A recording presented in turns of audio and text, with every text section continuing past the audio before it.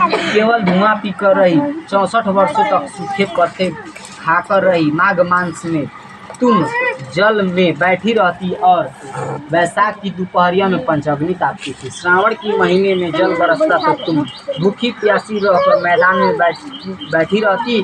तुम्हारे पिता इस तरह के कष्ट सहन को देखकर बड़े दुखी हुए। वे चिंता में पड़ गए कि मैं अपनी कन्या किसको दूं।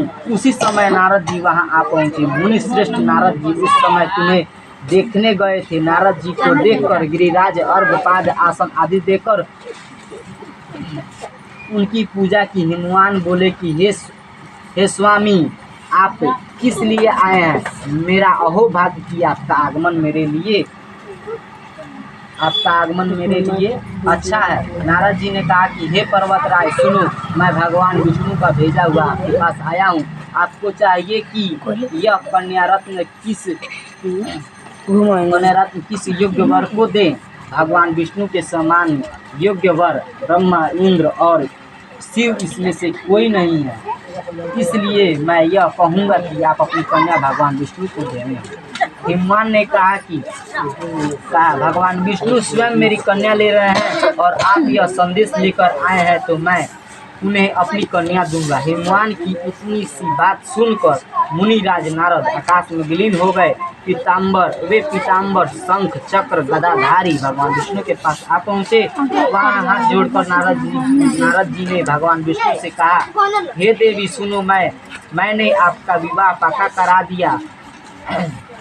उधर हिमवान कहा कि हे देव सुनिए, मैं आपका विवाह पक्का करा दिया। उधर हिमवान ने अपनी पार्वती के पास जाकर कहा कि हे पुत्री, मैं तुम्हें भगवान विष्णु को दे डाला। अपनी तब पिता के बात सुनकर तुम बिना उत्तर दिए अपनी सखियों के घर चली गई। वहां जाकर जमीन पकड़कर बहुत दुखी होकर रोने लगी, विलापना करने लगी।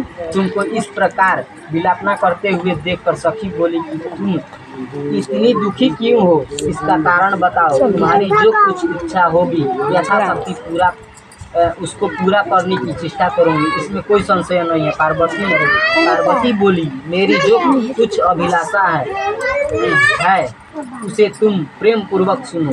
मैं एकमात्र शिव को अपना पति बनाना चाहती हूँ, इसमें कुछ भी संशय नहीं है। मेरा इस विचार को पिताजी ने ठुकरा दिया।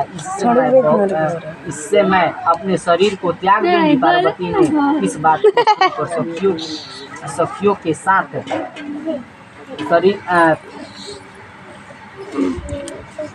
शरीर का त्याग कर चलो, शरीर का त्याग ना करो, चलो ऐसी वन में चले जहाँ पिता के पता ना लगे। ऐसे सलाह कर तुम वन में जा पहुँची। उधर तुम्हारे पिता घर तुम्हें खोजने लगे।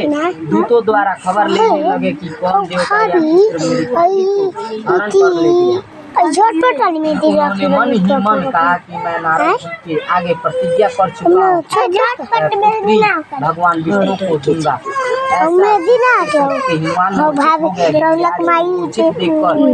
सब लोग हाहाकार करते हुए दौड़ पड़े। जब होश आया तो सब पूछने लगे कि हे गिरिराज, आप अपनी मूर्छता का कारण बताएं। हिमवान ने कहा कि आप लोग मेरे दुख का कारण सुनो।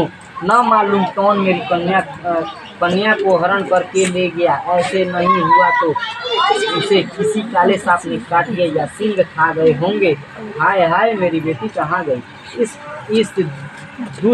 किसी दुष्ट ने मेरी पुत्री को मार डाला। ऐसे वह कहकर वायु की झोंके से कांपते हुए वृक्ष के समान कांपने लगे। इसके बाद हिमवान में वन खोजने लगे। वह वन भी सिंह, भालू, हिल सब जंतु से बड़ा भयानक हो रहा था। तुम भी अपनी शक्तियों के साथ उस भयानक वन में चलती एक ऐसी जगह पर जा पहुंची जहां एक नदी बह रही थी। उसके समरील तट पर एक बड़ी सी कंदरा थी। तुमने उसी कंदरा में आश्रम बना लिया। मेरे एक बालुकामय